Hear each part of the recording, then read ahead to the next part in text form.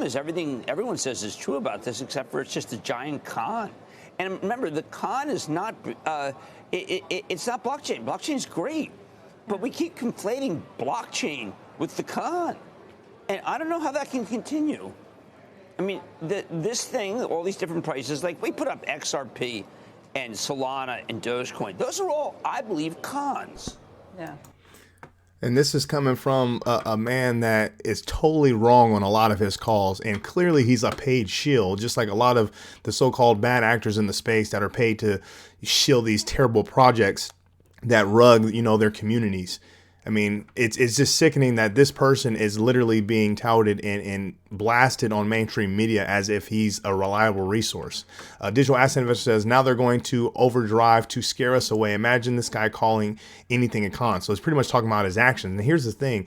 A lot of people in the community has been talking about how there's this massive negative campaign to almost suppress, like directly and blatantly suppress Ripple and XRP right now, knowing that we're getting close to a resolution within litigation. Obviously, someone knows something, and obviously the calls or the emails and the messages have been sent around. So now you're starting to see all this FUD, fear, uncertainty, and doubt, and these negative narratives being kicked around. They're trying to scare as many people as possible.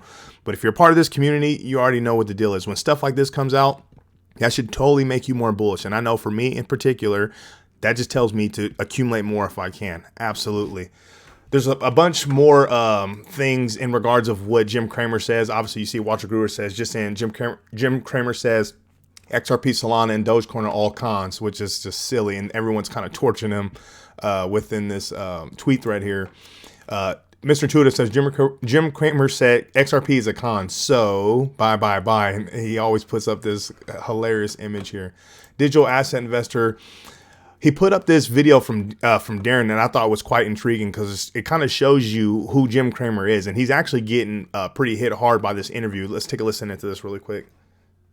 Okay, I'm going to tell you exactly what it means. You hear what he says? He created a level of activity. I mean, anyone that's been in the markets, I mean, for any said period of time, I'm not saying like newcomers into the space, but you can tell if you start seeing the ebbs and flows of the market, you see, media, the mainstream media, big influencers, you can kind of tell who's pushing what a narrative and what agenda is happening. It's almost like head fakery. It's like a juke move. It's like they tell you one thing to kind of scare you or to get you to look somewhere else when in reality, they're accumulating in the background. They're getting the solid stuff. So in particular for us in the XRP community, like we all have high conviction on it. Like we see the writing on the wall. So it's like for us, we're like, okay, we're good. But think about like the new investors that are coming in and looking at CoinGecko and they're looking at the top digital assets and they're like, oh, well, I heard Jim Cramer talk about XRP and Ethereum and Solana being cons. Like, why am I going to go do that? But in reality, these people know what's up. They know these are the solid projects, especially, I'm going to just talk about XRP in particular, especially XRP, especially Ripple, the company. They are going to be accumulating, and I'm sure they are, and I'm sure they have been, but they're going to tell you one thing and they're going to do something different. And that's how the whole, the rich get richer and the poor get poorer. That's how it is. It's like they confuse you and they try to throw these ideas in your head to kind of get you dazed and this shiny object that they're talking about. But in reality, they're doing something else. So it's like, don't do what they say, do as they do.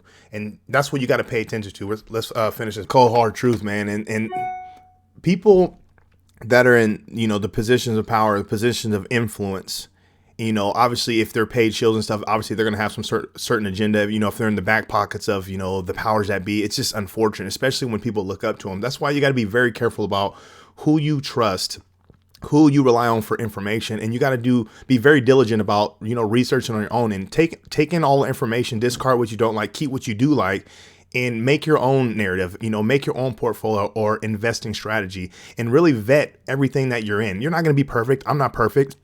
I've been in this space since late 2017. I made a lot of mistakes and I continue to make mistakes, but I try my best to kind of funnel and, weed out a lot of the, I guess you could say the negative things that can impact, my investing strategy in my portfolio. So you got to do everything in your power to protect yourself and your family, because at the end of the day, these people don't care about you. They're in it for themselves. They got that IGM mentality, that I got mine mentality. So protect yourself and watch out what these people are saying, because they're telling you something and doing something else. And that's just the reality.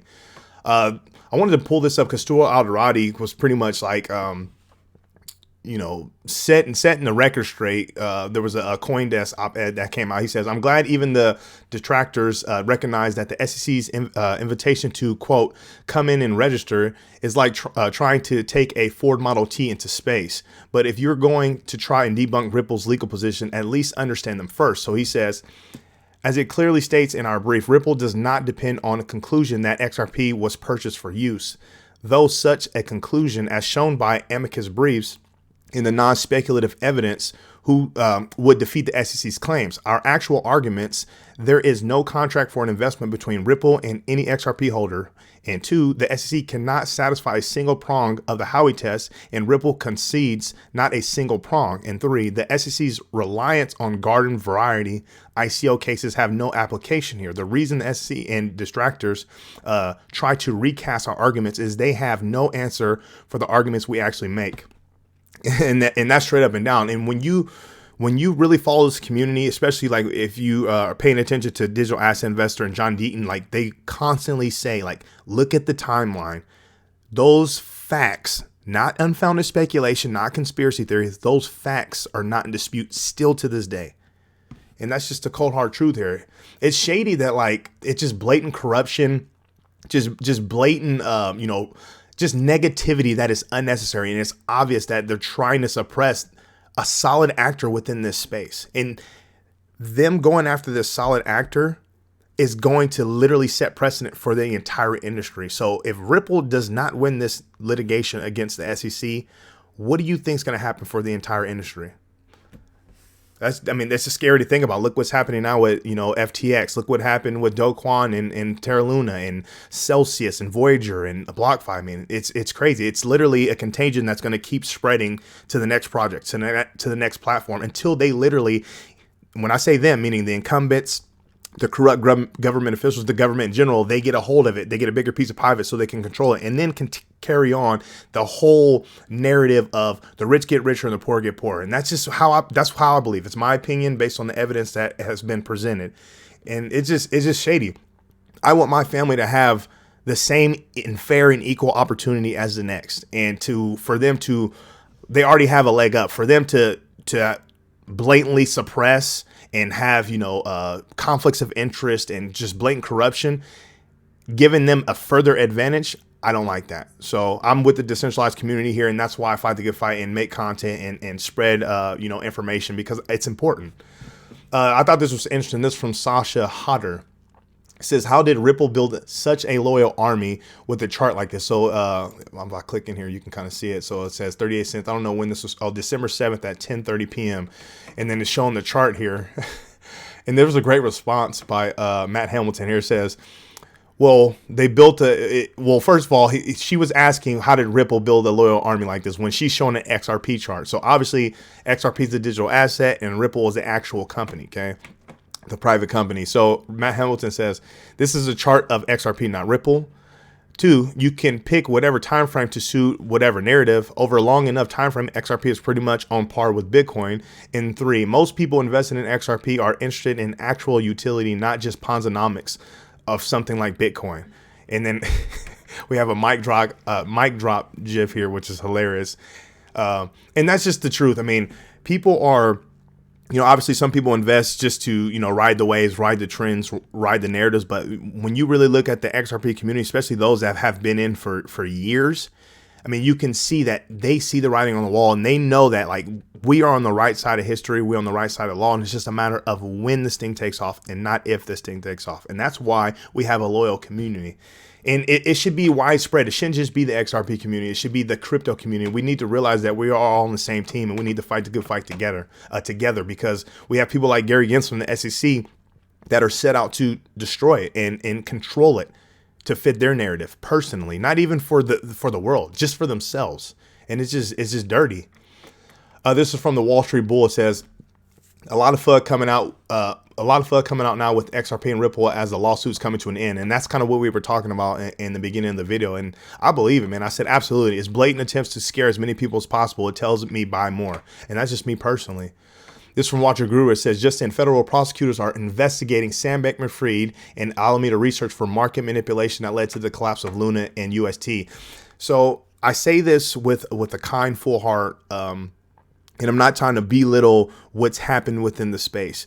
But when I tell you, when I go on Twitter, you know, when I look at YouTube videos and I see what's happening in the markets, things like this, these tragedies and just devastation within our markets, like with Terra Luna and FTX and Sam Bankman-Fried, like terrible. It's a terrible thing. Obviously, all of our portfolios have been decimated because of it, but it's like, it's so intriguing how deep the rabbit hole goes. And as more information has being surfaced, as you can see the connections from, you know, from Sam Bankman-Fried to politicians to certain political parties. And I think it's just, in a sense, fascinating because it's like, wow, this is absolutely happening. Like, this isn't, like, you can't make this up. And that's why it's like mind boggling for me. And like, I know I've said it in past videos, like when this documentary comes out for the crypto space, whether it's, you know, ETHgate or whether they tie it all together, it is going to be super interesting to see, because it is crazy that these people really thought that they can get away with this. And I really hope they don't get away with it. But it's crazy that they really thought like, hey, we're good to go. Let's do this. And they thought it was just like a just thing that was going to be swept under the rug. We'll see. Just a waiting game, but I think it's going to be quite interesting. And I think it interests me a lot. I love reading about it. I love, you know, seeing, you know, connecting more dots, if you will. It's kind of like when we were kids and we had like teachers would hand us like a plot of dots and you had to like connect dot 1 to dot 2 and then you would make a picture. And that's kind of what I see what's going on within the community, from ETHgate to Terra Luna to FTX and so on. It's crazy.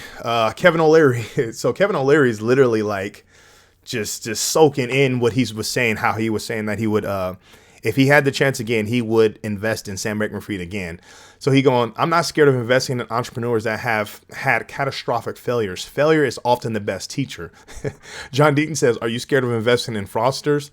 And that's straight up. Look at Moon Lambo right here. Or excuse me, it says Moon Family Sedan. I forgot he changed his name here. But yeah, just a bunch of like shameful, like, oh my gosh, I can't believe he's doing this. And it's crazy because Kevin O'Leary is so-called this big guru and, you know, investor guy. It's like, dude, like, own it up. You messed up investing, you know, Sam Bankman-Fried, just like a lot of people have. Like, just own it. Why are you like literally doubling down on what you've been saying? Like, you're wrong, and you're leading the people that follow you into the wrong path as well.